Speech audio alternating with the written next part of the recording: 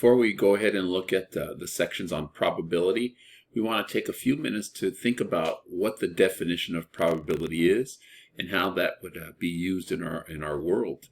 And so I like to start asking students the question, would you rather, right? And so I've posed 4 hypothetical situations. And I want you to just think about, would you rather, right? And so you can see each of these: receive a gift of $5 for sure, or have a 1 in 1,000 chance of winning 4,000, right? And so you'll go through some decision-making process based off of some subjective ideas, but also your intuitions around probability, like which one is potentially the one that will give me the most, right? And so you either get $5 for sure, or you're willing to take a chance, right? 1 in 1,000 to get 4,000, because you may not win the 4,000, so you give up, you forfeit the $5. Or would you rather take a for sure loss of $5? I mean, you got to give me $5, or you have to pay $5, or have a 1 in 1,000 chance of losing 4,000, right? Very similar questions, and those two questions start to play with our intuitions of probability, our intuitions of how we make choices and decisions off of the likelihood, right, of something happening.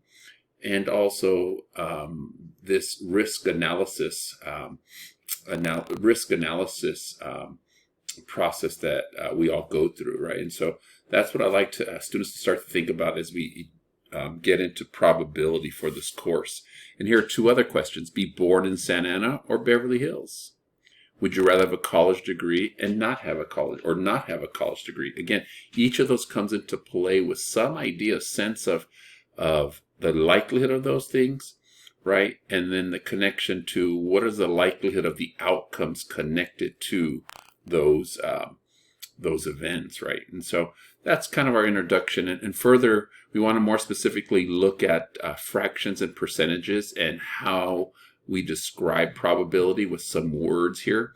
And so it's a quick review of decimals, fractions, and percents. And so, for example, in this 365 days per year, you celebrate your birthday. That's 1 out of 365, which again quickly turns into 0.27%, which we would say is rarely, right? Now, I just want to show you the mathematics of that. 1 over 365 is a never-ending decimal, goes on, but at some point we do have to round off.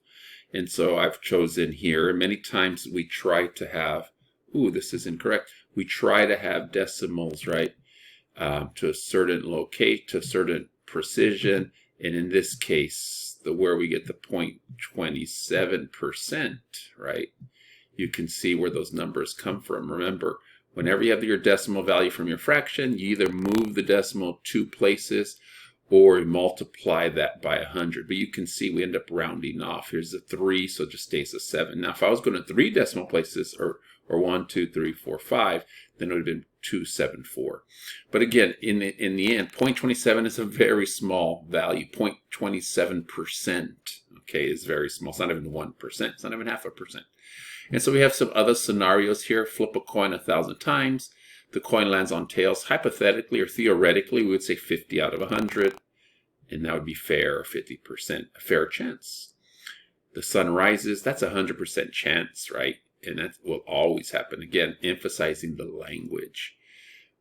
Out of 324 students who say they do not study, that they will pass, right?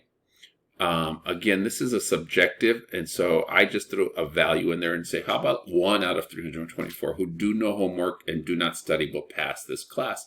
I subjectively threw a value in there, 1 out of 324, which would give us, maybe there's 1 student, and you can see the decimals and how I round that 0 becomes a 1, and this is 0.31%. Again, rarely would that happen. But again, I subjectively put a value. Get to LAX from SAC in 15 minutes or less? Probably never. So 0 out of 100, 0% never. You go to the fast food restaurant 150 times. How many times is your order made correctly? Again, this is subjective based on your own experiences, and you could put a number in there.